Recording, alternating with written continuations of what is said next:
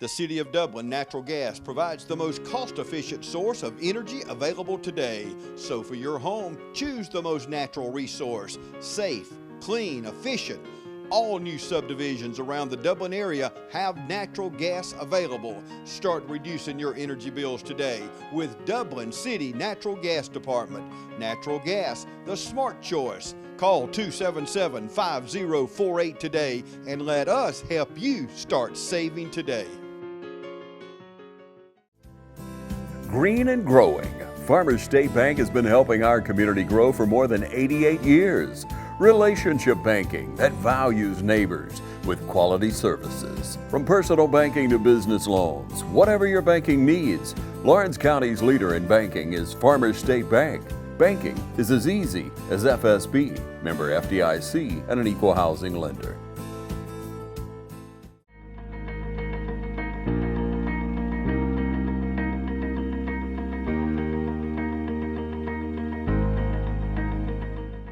Hello everyone and welcome into the studios, Brad Raffensperger, Secretary of State here in the state of Georgia and a very well-known person throughout the United States and world now, aren't you, Brad? Well, I guess after the election of 2020, things did happen, so it just got us out there more than we ever expected. Yeah, I guess so. Surprising to everyone, shocking, I guess we would say. But if we look at just a little bit about your personal life, would you share with our viewers maybe where you grew up, education, and about your family? Well, I'm a licensed structural engineer, so my background is engineering, and grew up for a lot of places. My dad was in the construction industry as an engineer, and so we actually moved. A lot of times he did big power plant projects. Was born in Pennsylvania. And then Trish and I got married when we were in college. Most people don't do that nowadays. Sure. And we were in Northern Virginia. We moved to Georgia in 1982. So this is where we raised our family and built our business. Yeah, you were out of Columbus or the metro area? I had a partner when I started my construction business. He was out of Columbus, so we had our first plant there. And then over the years, we actually had a second plant up in Forsyth County. Today, my son runs the business, my middle son. And so we have just one plant. It's in Forsyth County. But we work all throughout the Southeast. We have a specialty construction product, and we do structural restoration and things like that. Brad, starting in that, you got to know a lot of people in different areas of Georgia, didn't you? All over Georgia, but also all over the Southeast. So we really were just chasing tower cranes. Whenever you see tower cranes, you know that they're building something. So we love to see, like in Savannah, there's lots of work going on there. And you look at the cities, and that's what our business was. So it's just continued to grow. It's been, 35 years since we've been in business. So Brad, going from there now, how did you get into politics? Well, politics was just something late in life, you could say, because really I got involved. I was the men's ministry leader at Mount Pisgah in Johns Creek. Tricia ran the women's ministry, and that was really our focus. And I was in a group with Christian business owners, and so it was really business, family, church. But we had a new city that was formed, Johns Creek, when they really municipalized the entire Fulton County.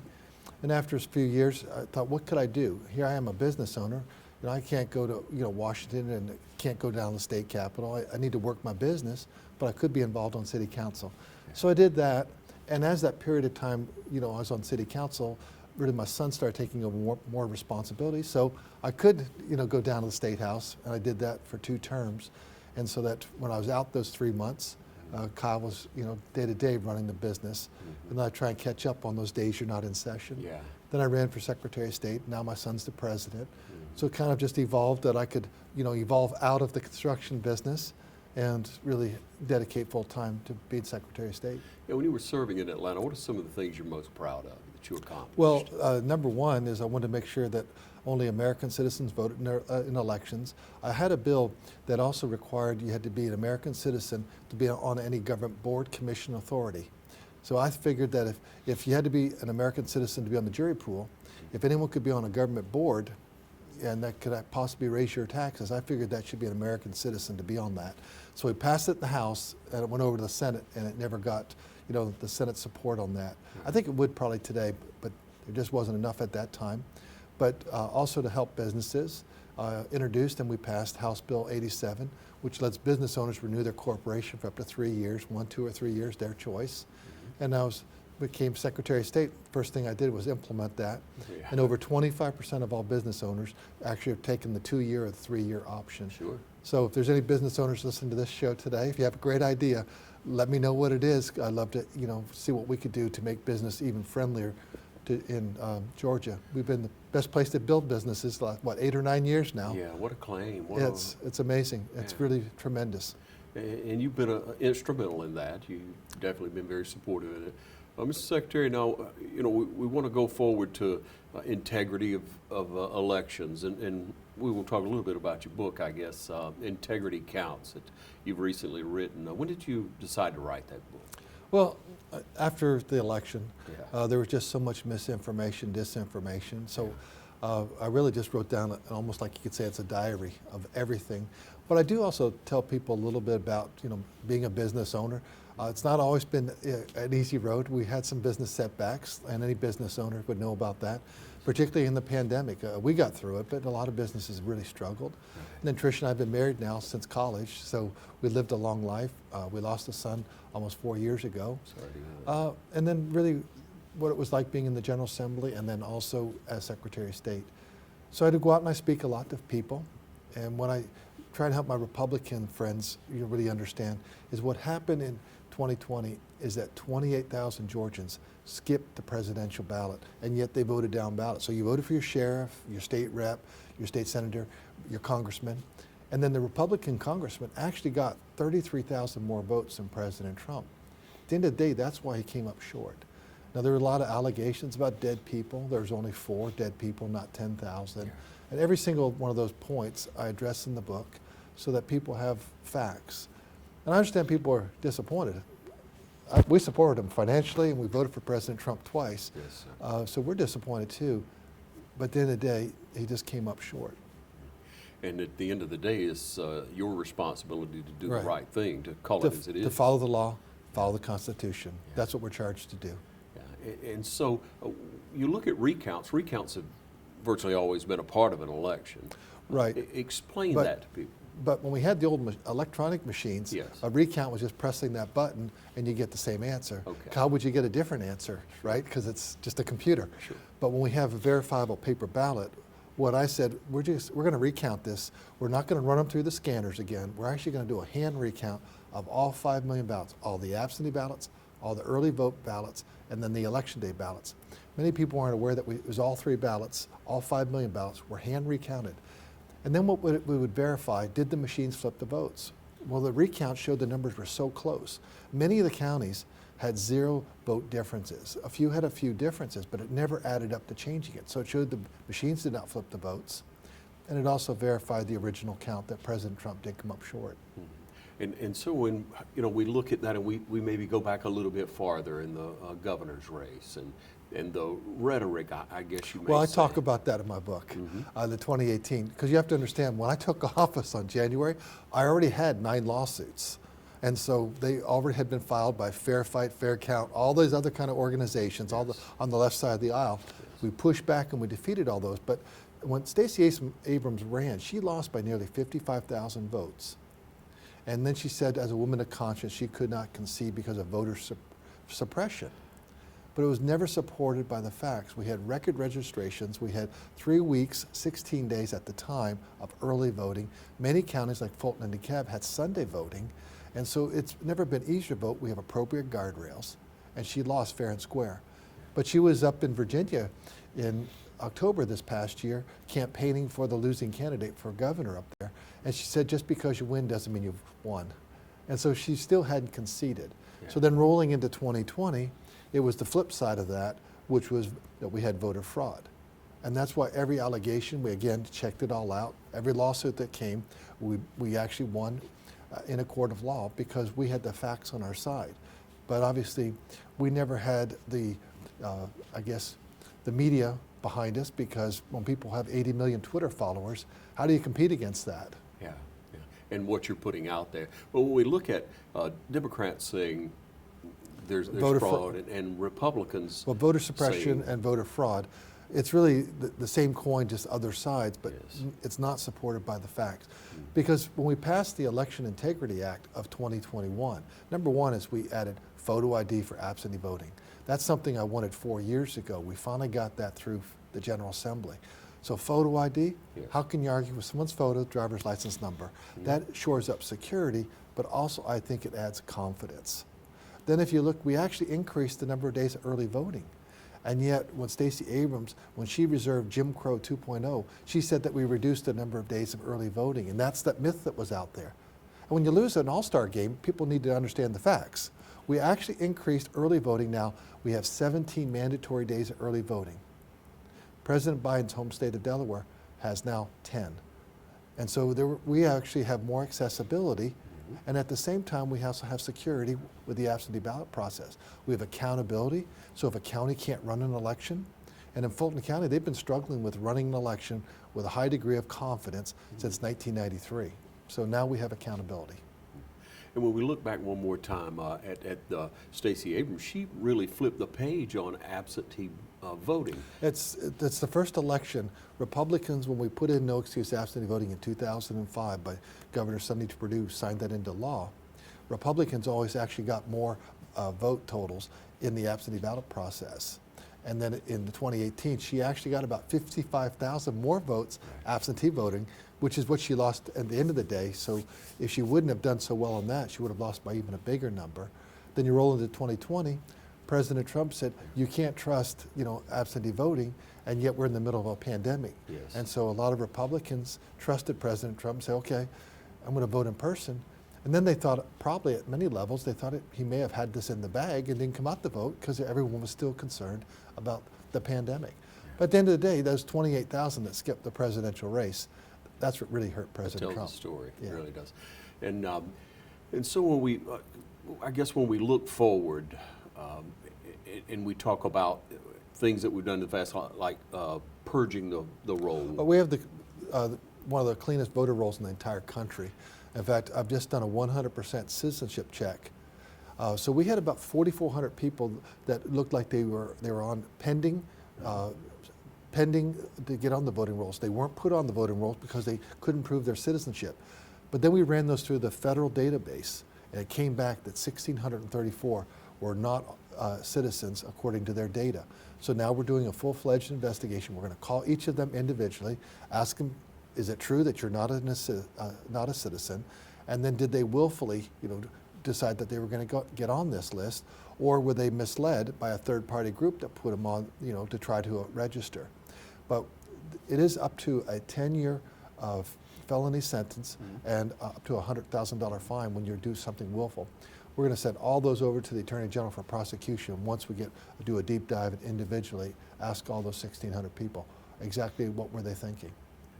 So it's certainly crucial to keep the roll as clean. Yeah, we scrub our rolls as often as we can. One of the biggest challenges we actually have is federal law stops us from doing that during an election year. So in 2020, you can't do any list maintenance 90 days before the election. Well, you have such dynamic mobility in America and Georgia, but they say that 11% of all Americans move every year. Well, we have 7.5 million people. 11% of that, 800,000. 90 days worth of that is actually 200,000 Georgians could be moving. So they could move from this, home to, this place over here, and it could now be in a different House district. They could be out of the county. They could be within the county, but out of the precinct, or they can move out of state. And so we joined the Electronic Registration Information Center, which is led by all the states. So we now have about 33 to 35 states are members of that. The good news are that some of the states are North Carolina, South Carolina, Alabama, Mississippi, Georgia, and Texas, and Florida. And so if you move to Texas and register in Texas, then Texas tells us, and then we can begin the process of removing off the voter rolls. That helps us keep our voter list clean. And then when we look at absentee ballot, it's here. It's going to be a greater and greater factor in elections. Well, I think it was historically about 6%, right. And during COVID, it shot up all the way to about 20%. You don't think it'll stay there? No, last year in the municipal elections, it dropped down to about 12, and I think people, are going to probably just go back to their natural pattern.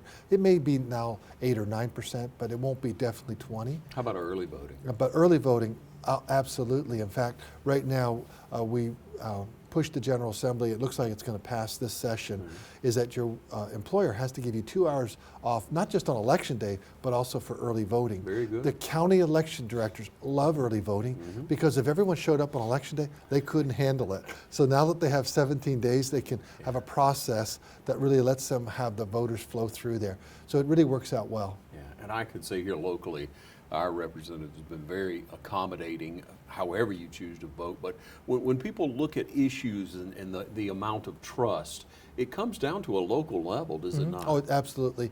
And you've got outstanding election director here in Lawrence County, and Yeah. that's a good thing. Yes, it is. And I hope, like, you can never do enough for your county election director. I'll just let it go at that, because I don't want to spend all the county commissioners' funds. But, and also, if people are watching this and they ever thought about becoming a poll worker, you can never have enough poll workers. It's a grueling day on election day. You're there at 6 a.m. You may not get out of there till about 8:30, 9 o'clock.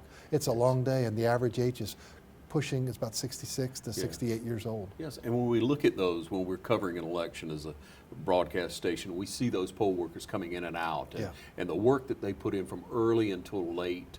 You look at them in the integrity of what they do in our community. That's a great representation to me. But the fear factor, fear mongering, that we see throughout, we need to suppress that and look at, again, first of all, locally. Okay, if you see something going on wrong, you should report it. And now we have, for anyone who wants to be a poll monitor from the political parties or third party, they have poll worker training. So they actually know what they're looking at, because until you actually have become a poll worker, we've got this check here, we've got another check there to make sure it all lines up. It's much like what accountants do when they're checking people's books. Well, it's the same thing what your poll workers are doing. They have all these fail-safes in place. But now the poll monitors, the poll watchers will have that same training. We think that's a good thing. That's very good. That's very good. And it's everyone's right. It's each party's right. It's your right as a community citizen, as a member of a Democrat, Republican party here locally, to have someone there to monitor, to watch. But you must look at who's running the elections locally. And again, it's your neighbors. It's people that we all know and care about. You don't have to look far to when you go to vote to see who those people are. Well, and at the end of the day, that's what it gets down to, is really personal integrity. And so when you understand that your election director in your county, you probably have met them at the grocery store, or you see their kids out at the ball field when they're playing against your kids, things like that. You see them at church, Rotary, Kiwanis, organizations like that, and you trust them. And that's really what really helps build it, because elections are run by the counties. The counties run the elections and report the results, to our office, and then we just put them on our website. That's what your county had here in Lawrence County. Here's how it all came out. And so when you have great, well-run elections at the county level, it has confidence throughout the system. But it gets down to integrity. When I talk about that in my book, is that we've had 2 election cycles where people have disparaged really the election process, these stolen election claims. And what it does is it undermines trust. And I think really the solution for all of this is getting back to what our founders had, those values, believing in faith, family, freedom, the Declaration of Independence, our God-inspired Constitution. And when we lean back into that, and I think that's really integrity, character, values, honesty, civil discourse like we're having right now. And when you can talk to people across the other sides out respectfully, and then throw in some kindness, it's a good thing. Your mama brought you up right with those manners. We just mind our manners, but we can still disagree on the policies. But if we then have integrity, integrity I believe is the glue that holds society together, and that's really what we're seeing in Washington. What we're seeing is they don't trust each other, and you have to rebuild that trust. And once you lose trust, it's tough to get it back. Yeah. So how do you see the state of Georgia as far as being able to work across the aisle and solve problems? We work across the aisle. I write about that in my book. So I had Patty Bentley from Peach County on one side, and African-American business owner, and she and her husband since passed, but they owned a funeral home. Then on the other side, Erica Thomas, she grew up in a foster home situation, also African-American. And we would talk about policies, but we had a lot of team votes. Sometimes we all virtually agree on the budget because it's gone through a process, but you'd have policies that were maybe more Republican, and they wouldn't be there with me. In fact, one time, one of my bills, Erica Thomas, it was about having to be an American citizen on a government board, commission, authority. I thought it made sense. And if you actually, polled Americans in both political parties and also all demographic groups, large majorities believe only American citizens should vote in Georgia. Sure. But sometimes political parties say, we don't like that bill. So I had a bill, and I was walking back, and Erica Thomas looked at me. She says, I love you, Raffensperger, but, and then she pressed, the no button. Yeah. I didn't take it personal. It still passed. But I say that is that we could good-naturedly still be who we are. I'm a conservative. I understand you're a liberal, but we will talk and we'll try and understand each other. But then we'll agree on certain things, like foster child care. Like, she grew up in that situation, and that's something that has broad-based support on both sides. We want our children to have a better future. So how do we do that? And so we'll try and lean into that with conservative principles, and then we meet them and we kind of do the hard work of legislating what's the good way going forward. In fact, right now we have a big a mental health bill that's moved through. The Senate changed it a bit, but I think that's going to be a big victor for Georgia. And that's what we really want, is Georgia to succeed. It's not about one political party. Yes, I'm a conservative Republican. Maybe you are too. But we really want Georgia to move forward, and it's good to talk to people. Yeah, it's good to talk to people and judge people for that person, not their party. Well, I think to see their humanity. And one thing that we do have and still have in the State House and State Senate, we have a lot of people with great faith on both sides of the aisle. And I think when you're a believer in Christ, I think it tends to moderate some of your words, and you have to have a bit more kindness, because you understand you're really a representative of Jesus Christ, and you need to really be mindful of that. And hopefully I convey that when I talk in my quiet voice, not my angry voice. And so when you look at representatives, when you look at politicians who don't speak in that humility, but more of an aggressive, agitating form, it's very hard to get in behind that, isn't it? Well, I'm a little bit older, a little bit wiser, and as I say, God has annealed my heart, and so, and it's really had me a softness, for people. My older son, he had a lot of struggles in life with drug addiction, things like that, and so you just see another side of life that we probably wouldn't have seen otherwise, and so you understand that anyone can go down some roads that they didn't want to go down, and so, and losing a child, puts you in a very unique club that you never want a parent to go through. So I think that's what happens sometimes in life, and I think the most important thing is when you go through life like that, I had Tricia, I had the Lord. Yeah, thanks for reminding us what really matters, Brad. Thank you so much. So you'll want to check out Brad Raffensperger, Integrity Counts. What a great title. Pick it up, I guess, online. Yep, Simon & Schuster, online, Amazon, check it out. Secretary of State, everyone. Thank you. Thank you.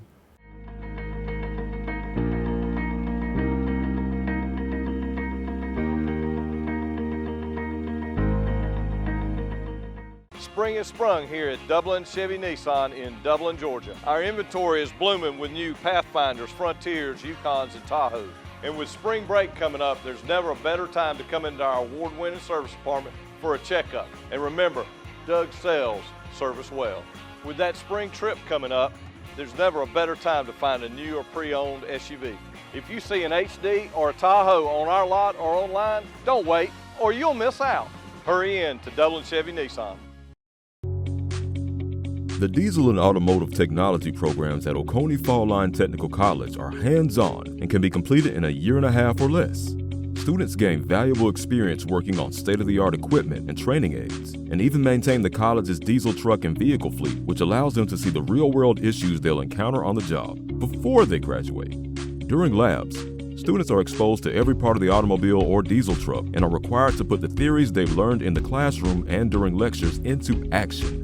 OFTC's diesel program is certified through Daimler Trucks of North America's Get Ahead program, which allows students to add certifications to their resume before entering the workforce. Automotive technology students can also earn entry-level certifications through Automotive Service Excellence. Adding these certifications to their resume before entering the workforce sets OFTC graduates apart when applying for jobs. These programs are flexible and instructors work with students to accomplish their individual goals. Day and some evening class options are available, and the majority of a student's classwork is done online, so time on campus is spent applying knowledge and practicing skills through lab assignments. Careers in the diesel and automotive technician industry are in demand, and the more a technician learns, the more valuable they become to their employer. Opportunities in these fields are endless.